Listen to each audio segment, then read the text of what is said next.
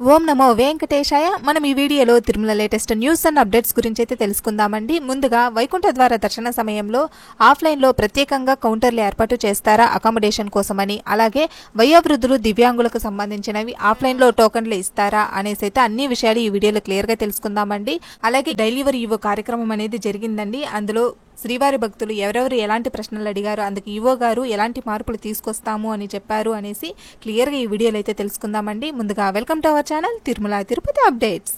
సామాన్య భక్తుల సౌకర్యార్థం వైకుంఠ ఏకాదశికి తిరుపతి తిరుమలలోని 91 కౌంటర్ల ద్వారా టోకన్లు జారీ చేస్తామని, టోకన్లు కలిగిన భక్తులకు మాత్రమే శ్రీవారి దర్శనం కల్పించనున్నట్లు టీటీడీ ఈవో గారు చెప్పారండి. భక్తుల రద్దీ నేపథ్యంలో టీటీడీకి సహకరించాలని ఆయన విజ్ఞప్తి చేశారు. శ్రీవారి భక్తులకు టీటీడీ అందిస్తున్న సౌకర్యాలు, చేపట్టిన సంస్కరణలను పలువురు భక్తులు అభినందించారు. తిరుమల అన్నమయ్య భవనంలో శనివారం డెలివరీ ఈవో కార్యక్రమం జరిగింది. ఈ సందర్భంగా టీటీడీ ఈవో 31 మంది భక్తులు అడిగిన పలు ప్రశ్నలకు సమాధానాలు అయితే ఇచ్చారండి. మొట్టమొదటగా శ్రీమతి మునిలక్ష్మి తిరుపతి, బాలరాజు కొత్తపేట, వెంకటరమణ చిత్తూరి వీళ్ళ ముగ్గురు అయితే ఈ ప్రశ్నలు అడిగారండి. ఏమేమి అడిగారు అంటే, వైకుంఠ ద్వార దర్శనానికి విచ్చేసే భక్తులకు 10 రోజుల పాటు వసతి పొందేందుకు ప్రత్యేకంగా కౌంటర్లు ఏర్పాటు చేయాలని, శ్రీవారి మెట్టు నడక మార్గంలో దర్శనం టోకన్లు ఇవ్వాలని, రైల్వే రిజర్వేషన్ను 90 రోజుల నుండి 60 రోజులకు తగ్గించినందున ఆన్లైన్లో ఆర్జిత సేవల బుకింగ్ను 3 నెలల నుండి 2 నెలలకు తగ్గించాలని కోరారండి. దానికి సమాధానంగా తిరుమలలో వసతికి కౌంటర్లు ఏర్పాటు చేసేందుకు ఆన్లైన్లో ఆర్జిత సేవల బుకింగ్ల కాల వ్యవధి 3 నెలల నుండి 2 నెలలకు తగ్గించే విషయం పరిశీలిస్తాము. వైకుంఠ ద్వార దర్శనానికి తిరుపతిలో 1,20,000 SSD టోకన్లు ఇస్తూ ఉన్నాము అనేసి అయితే చెప్పారండి. వీళ్ళు అడిగిన ప్రశ్న వచ్చేసి, వైకుంఠ ద్వార దర్శనానికి వెళ్లే భక్తులకు అక్కడే అకామిడేషన్కి సంబంధించిన ప్రత్యేక కౌంటర్లు ఏర్పాటు చేయాలని అడిగారండి. అలాగే శ్రీవారి నడక మార్గంలో కూడా మెట్ల మార్గంలో టోకన్లు ఇష్యూ చేయాలని కోరారు. రైల్వే రిజర్వేషన్ను 90 రోజుల నుంచి 60 రోజులకైతే తగ్గించారు కాబట్టి మనకు ఆర్జిత సేవలకి కళ్యాణం, ఊంజల్ సేవ, ఆర్జిత బ్రహ్మోత్సవం ఈ ఆర్జిత సేవలన్నిటికీ కూడా 3 నెలల ముందుకైతే రిలీజ్ చేస్తూ ఉన్నారు కాబట్టి దాన్ని 2 నెలల ముందుగా తగ్గించాలి అనేసి అయితే కోరారండి. సత్యానందరెడ్డి విశాఖపట్నం, లక్ష్మి శ్రీకాళహస్తి వీళ్ళిద్దరూ అయితే తిరుమలలో వయోవృద్ధులకు పాత పద్ధతిలో ఆధార్ కార్డుతో శ్రీవారి దర్శనం కల్పించండి అనేసి అయితే కోరుతూ ఉన్నారండి. ముందు పాత పద్ధతిలో ఆధార్ కార్డు తీసుకుని వెళ్ళి చూపిస్తే దర్శనం కల్పించే వాళ్ళు సీనియర్ సిటిజన్స్ కి సేమ్ అలాంటి దర్శనమే కల్పించండి అనేసి అయితే కోరుతూ ఉన్నారండి. దానికి ఈవో గారు వచ్చేసి, ఆన్లైన్లోనే వయోవృద్ధులు దివ్యాంగులు శ్రీవారి దర్శనం టికెట్లు పొందాలని, ఆఫ్లైన్లో దర్శనానికి అనుమతించడం వీలు కాదు అనేసి అయితే చెప్పారండి. మీకు సీనియర్ సిటిజన్స్కి, ఫిజికలీ హ్యాండిక్యాప్ వాళ్ళకైతే మాత్రం తప్పకుండా ఆన్లైన్లోనే టికెట్లు బుక్ చేసుకోవాలి. ఆఫ్లైన్లో బుకింగ్ కుదరదండి. డైరెక్ట్గా వెళ్తే దర్శనం కల్పించారు. మూడో ప్రశ్న వచ్చేసి, నరసింహారావు హైదరాబాద్ నుంచి అండి, సాయి కుమార్ వనస్థలిపురం, కృష్ణమూర్తి కాకినాడ, రఘు బళ్ళారి వీళ్ళు నలుగురు అయితే అడుగుతా ఉన్నారండి. కరోనా సమయం నుండి SVBCలో భారతం, భాగవతం, రామాయణం వంటి కార్యక్రమాలు చాలా బాగున్నాయి. ఇటీవల కాలంలో నిలిపివేశారు. వీటిని తిరిగి ప్రసారం చేయండి అనేసి అయితే చెప్తూ ఉన్నారు. దానికి ఈవో గారు అయితే పరిశీలిస్తాము అనేసి అయితే చెప్పారండి. నాలుగో ప్రశ్న, ప్రకాష్ రావు హైదరాబాద్, రాజశేఖర్ చిత్తూరు వీళ్ళు అడిగిన ప్రశ్న వచ్చేసి, శ్రీవారి దర్శనానికి వచ్చినప్పుడు ఆలయంలో విధులు నిర్వహిస్తున్న సిబ్బంది దురుసుగా ప్రవర్తిస్తున్నారు. సన్నిధిలో శ్రీవారి సేవకులు, మహిళా ఉద్యోగులను నియమించండి అనేసి అయితే చెప్తూ ఉన్నారు. అందుకు ఈవో గారు, భక్తులతో దురుసుగా ప్రవర్తించిన సిబ్బందిపై చర్యలు తీసుకుంటాం, మహిళా ఉద్యోగులను నియమిస్తాము అనేసి అయితే చెప్పారు. అలాగే సత్యనారాయణ విజయవాడ నుంచండి, తిరుమలలో వృద్ధులు వసతికి CRO వెళ్లి ఎక్కువ సమయం నిలబడుకోవాల్సి వస్తుంది. రాంబగీచా బస్టాండ్ దగ్గర కౌంటర్ పునః ప్రారంభించండి అనేసి అయితే అడుగుతా ఉన్నారు. ఆఫ్లైన్లో వసతి పొందే వృద్ధులకు ప్రత్యేక ఏర్పాట్లు పరిశీలిస్తాము అనేసి అయితే చెప్పారండి. సీనియర్ సిటిజన్స్ వాళ్ళకి CRO ఆఫీస్ దగ్గర అయితే ఎక్కువ సమయం నిలబడుతూ ఉన్నారు. వాళ్ళకి రాంబగీచా బస్టాండ్ దగ్గర అయితే ముందు ఇస్తున్నట్లుగానే కౌంటర్ పునః ప్రారంభించండి అనేసి అయితే అడిగారండి. దానికి ఈవో గారు అయితే మాత్రం పరిశీలిస్తాము అనేసి అయితే చెప్పారు. అలాగే సుమన్ వరంగల్ నుంచి, ప్రశాంత్ రెడ్డి రాజంపేట వీళ్ళు వచ్చేసి అంగప్రదక్షిణ టోకన్లు ఆఫ్లైన్లో జారీ చేయండి అనేసి అయితే అడిగారండి. అందుకు ఈవో గారు ఆఫ్లైన్లో జారీ చేయడం కుదరదు అనేసి అయితే చెప్పారండి.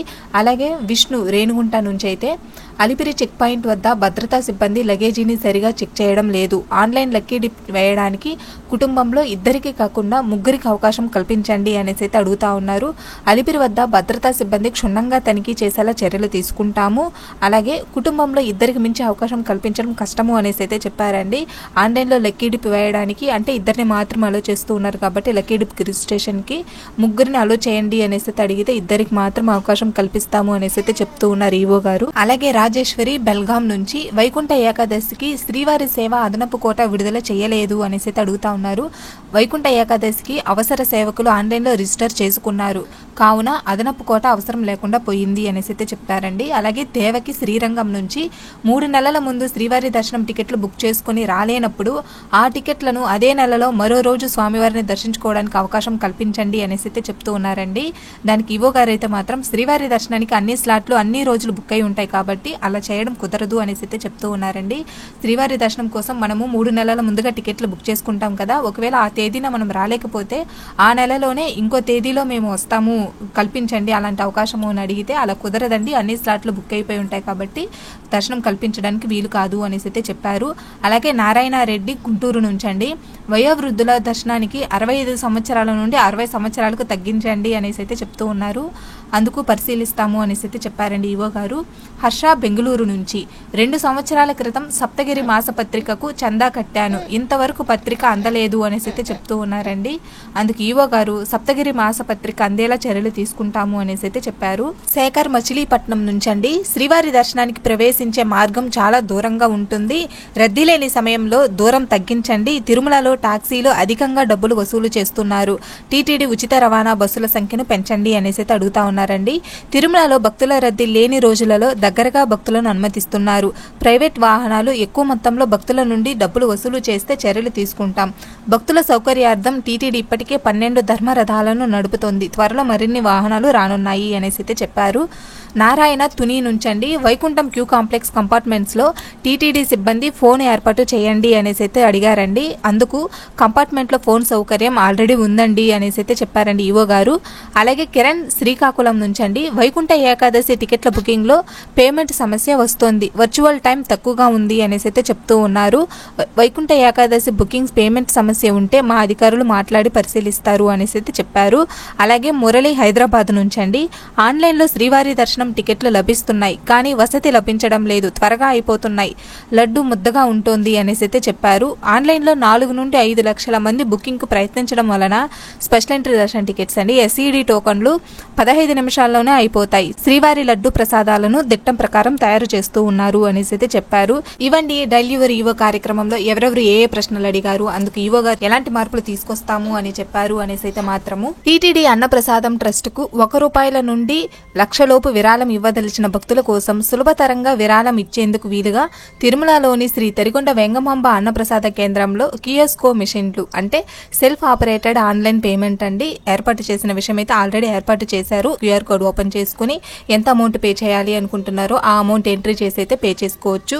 ఈ మిషన్ల ద్వారా అన్నప్రసాదం ట్రస్ట్ కు 50 రోజుల్లో 55 లక్షలు విరాళం అయితే అందింది.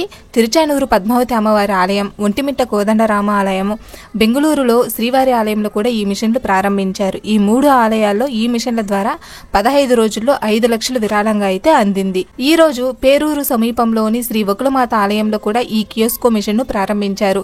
మరో వారం రోజుల్లో విజయవాడ, చెన్నై, హైదరాబాద్ లోని శ్రీవారి ఆలయాల్లో కియోస్కో మిషన్లను ఆ భక్తులకు అందుబాటులో తీసుకురానున్నారు. ప్రస్తుతం అన్నప్రసాదం ట్రస్ట్ కు మాత్రమే విరాళం ఇచ్చే అవకాశం ఉంది. త్వరలో టీటీడీ ఆలయాల్లోని అన్ని సేవలకు ఈ మిషన్ల ద్వారా నగదు రహిత చెల్లింపు చేసే విధానాన్ని టీటీడీ అందుబాటులోకి తీసుకురానుంది. సో ఇదండి కియోస్కో మిషన్లో సులభంగా మనం డొనేట్ చేయాలి అనుకుంటే కూడా ఇలాగైతే మనం డొనేట్ చేసుకోవచ్చు. అలాగే డిసెంబర్ నెలలో 20,35,000 మంది శ్రీవారి భక్తులు వెంకటేశ్వర స్వామిని అయితే దర్శనం చేసుకున్నారండి. అలాగే 111 కోట్లయితే ఉండి ఆదాయం వచ్చిందండి. అలాగే లడ్డూలు డిస్ట్రిబ్యూట్ చేసిన వచ్చేసి 97 లక్షల లడ్డూలు అయితే విక్రయించారు, అంటే భక్తులు స్వీకరించారు. 19,74,000 మంది అన్నప్రసాదాన్ని స్వీకరించారండి. 7,31,000 మంది స్వామివారికి తలనీలాలు సమర్పించుకున్నారు. అలాగే డిసెంబర్ 30వ తేదీ నుండి అయితే తిరుమలలో అధ్యయనోత్సవాలు అనేవి జరుగుతాయండి. ఇవండి ప్రెసెంట్ ఉన్న Tirumala latest news and updates అయితే మాత్రము. ఈ వీడియో కనుక మీకు నచ్చినట్లయితే లైక్ చేయండి, అలాగే మీ ఫ్రెండ్స్ అండ్ ఫ్యామిలీ మెంబర్స్ కి షేర్ చేయండి. మరిన్ని ఇలాంటి లేటెస్ట్ అప్డేట్స్ కోసం మన ఛానల్ ని సబ్స్క్రైబ్ చేసుకోండి. ఓం నమో వెంకటేశాయ. సర్వేజన సుఖినో భవంతు.